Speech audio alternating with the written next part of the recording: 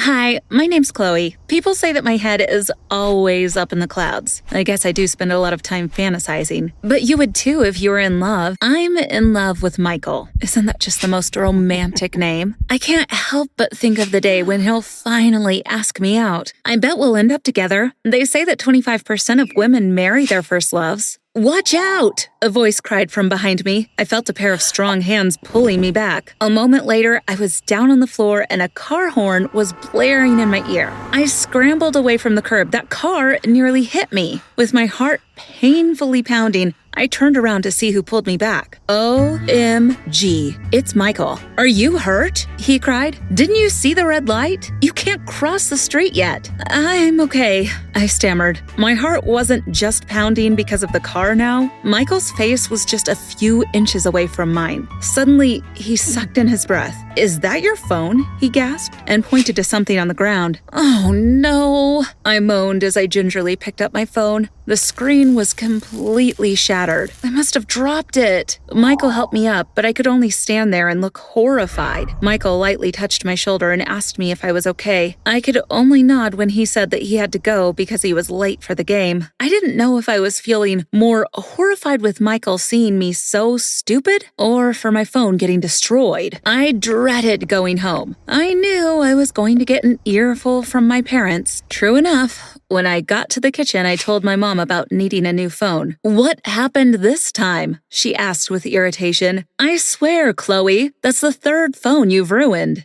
I couldn't even tell her that I almost got run over. That would get me so grounded for the rest of my life. Can I get a new phone? Please, I begged. It worked the last time. But my mom just shook her head. If you want a new phone, you'll have to earn the money to buy your own, she said. We're not spending any more because you're not paying attention to your surroundings. Chloe, you have to focus on the real world. Stop daydreaming. I felt too sad to argue. How was I going to survive without my phone? Then I remembered my AirPods. Oh no, they were connected to my phone. I tried to disconnect the Bluetooth connection, but the screen was shattered. I guess I'll have to save up more money for AirPods as well. I sadly placed my AirPods on top of the flour canisters on the kitchen counter. I didn't want to hold them anymore. A few hours later, I was lying on my bed when Jasmine came in. I've been calling you the whole day. Why aren't you answering? She asked. So I heard that you broke your phone again, an irritating voice said at the doorstep. I turned and saw my brother Chris. It's none of your business, I told him. Even if he's just a year older than me, he always acts so superior. He's such a pain. Just leave me alone, I muttered. I'm going, he grinned. I just can't wait to tell Mac another Klutz Chloe story. Stop using that name, I shouted back as he closed the door. And stop telling people about me. I sighed and realized that there were other, more important things to think about right now. Jasmine and I had to think about a project for our business class. We needed to make a real business and make it happen. Whoever earned the most money from that project gets an automatic A. I hope we earn enough from this, she said. I nodded. I needed some money for a new phone. We just needed a great idea for a business. Our first idea was simple. It was walking dogs. I mean, how hard can that be? But apparently, Jasmine and I didn't think it through well enough.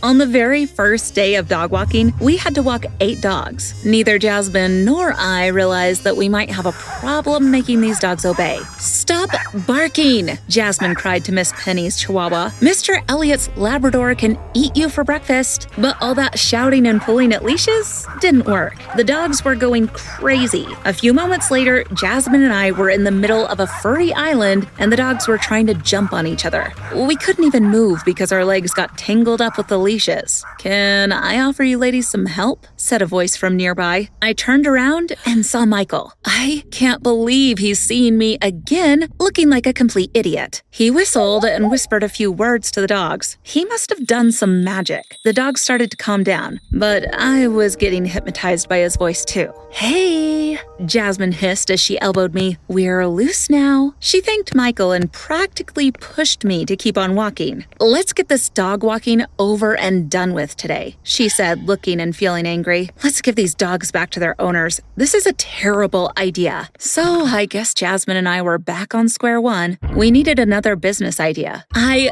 got it, Jasmine cried when she saw me the next day. I thought about it last night. I couldn't call you though. Don't remind me.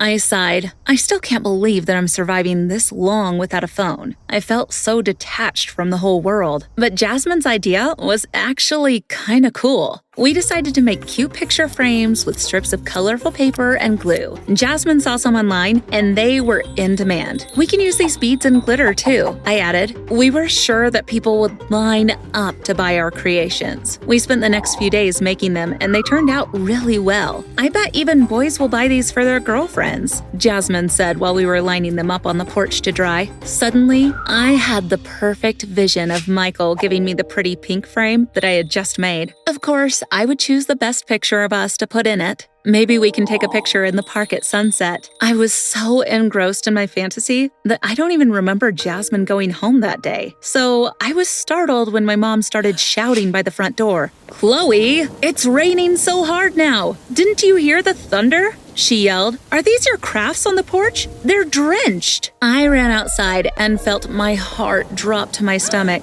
Mom was right. Some of the frames were on the floor, some of them were drowning in puddles. Even my favorite pretty pink one was ruined. "Jasmine's going to kill me," I groaned. But oddly enough, she didn't. When I told her the news the next day in school, she just shrugged. "It's a blessing in disguise, actually," she said. I thought it over and realized that my idea was pretty lame. I mean, who needs a picture frame when you've got pictures on your phone? I wouldn't know, I reminded her with a sigh. I was starting to realize that I would have to live a few more months without a phone unless we made some real money. "Come on, Chloe," Jasmine said. "This is supposed to be an easy project. We just have to think of a business. Once we have a great idea, it'll be a piece of cake." I jumped up and squealed. "That's it!" It was the best idea ever. The easiest way for us to make some money and an automatic A was to provide people with what they loved the most. The answer was food. So Jasmine and I got working. We had an avalanche of recipes, baking materials, flour, eggs, sugar, and tons of sprinkles. For one whole day, it was whisk, mix, and bake. I promised Jasmine that I would focus and not even think about anything else except making the perfect chocolate cupcakes for our bake sale. After 6 hours of baking, we were almost done. I just had one last batch to pour into the cupcake molds. Unfortunately, that's when my brother decided to appear in the kitchen. "What's with all the cupcakes?" he asked.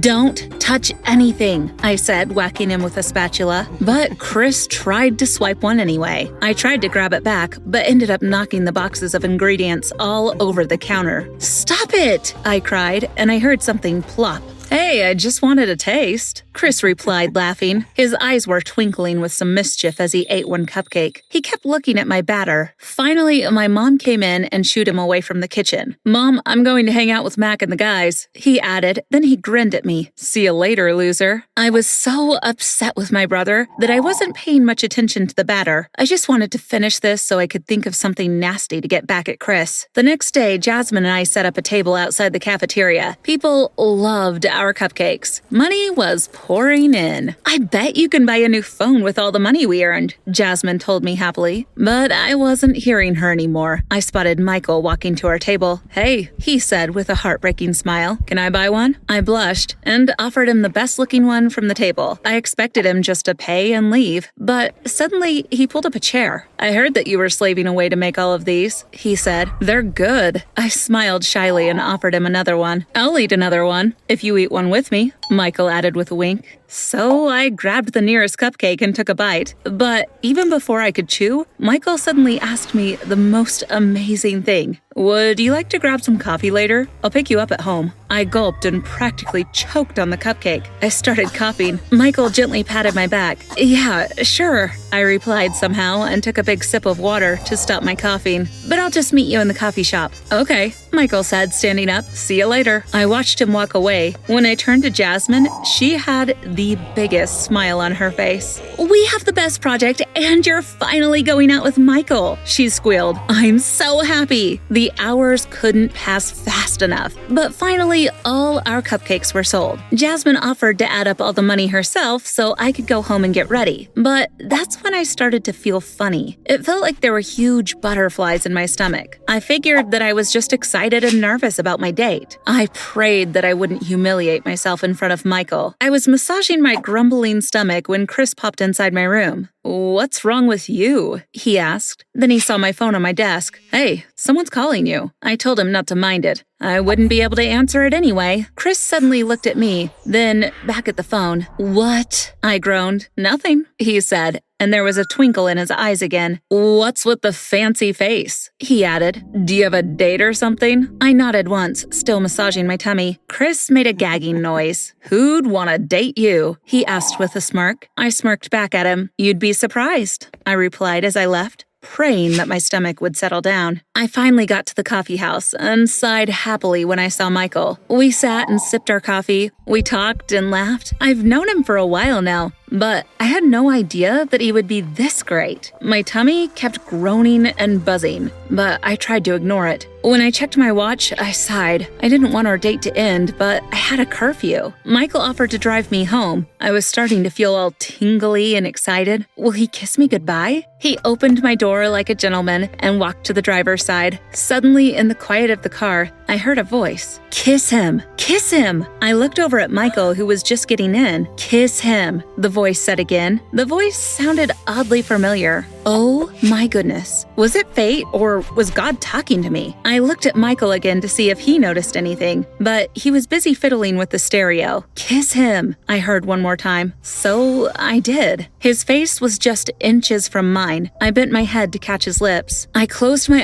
eyes, and that kiss was the most wonderful thing in the world. Then suddenly, I felt a jolt in my stomach. I covered my mouth and started to heave. "What's wrong? Was I that bad?" Michael gasped. I tried to shake my head, but I couldn't. The only thing that my body allowed me to do was to lean down and puke. Coffee came out, the cupcake came out, and I felt something else pop out. I was too horrified to open my eyes and look. "What's that?" Michael said while looking at the yucky brown gunk on his car floor. I opened my eyes. "Is that an AirPod?" he gasped. My eyes flew wide open and I looked closer. I couldn't believe what I was seeing. How did I ever manage to eat an AirPod? Then I remembered the cupcake. A lot of things fell on the kitchen counter while I was baking. The AirPod must have landed on one and I ate it. Michael became very quiet as he started the car. All the while, I sat and felt absolutely humiliated. I took a quick glance at him, and I was surprised to see his shoulders shaking. "I'm so sorry," I gasped. Michael couldn't keep it in anymore. He pulled over and started to laugh. He laughed for so long,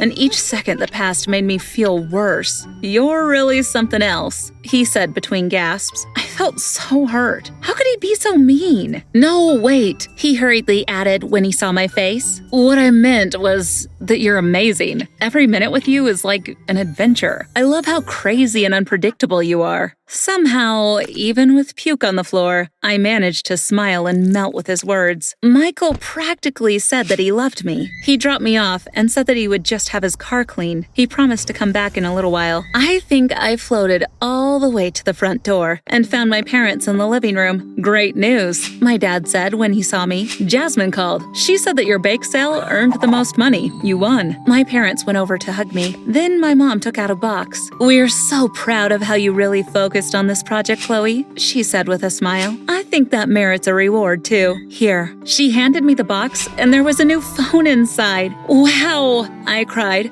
"Thank you." They spent the next hour gushing over me, saying that I was probably going to grow up to be a business tycoon or something. Chris even came over and patted me on the head. "You're not such a loser after all," he said. I tried to take it as a compliment. "How was your date? Did he even kiss you?" I stared at Chris. Suddenly, things began to click into place. He knew all about the AirPod. He saw it falling into the batter. He saw me clutching my tummy when my phone was lighting up. He knew that I swallowed one, and it was his voice I heard. Suddenly, the doorbell rang and I jumped up. Michael grinned at me. "Hey, Mac," my brother cried. "Come on in, let's watch the game." Michael shook his head. "Sorry, dude. I have other plans tonight." I saw my brother's jaw fall open when Michael reached out to hold my hand. "We're are you calling my phone today?" I asked my brother sweetly. "It was so nice of you to check up on me. My date went great, by the way. This has been a perfect day, even with all the puking. I got a phone, an A, and a kiss. And I'll never forget the look on my brother's face when he finally realized that his little sister is dating his best friend."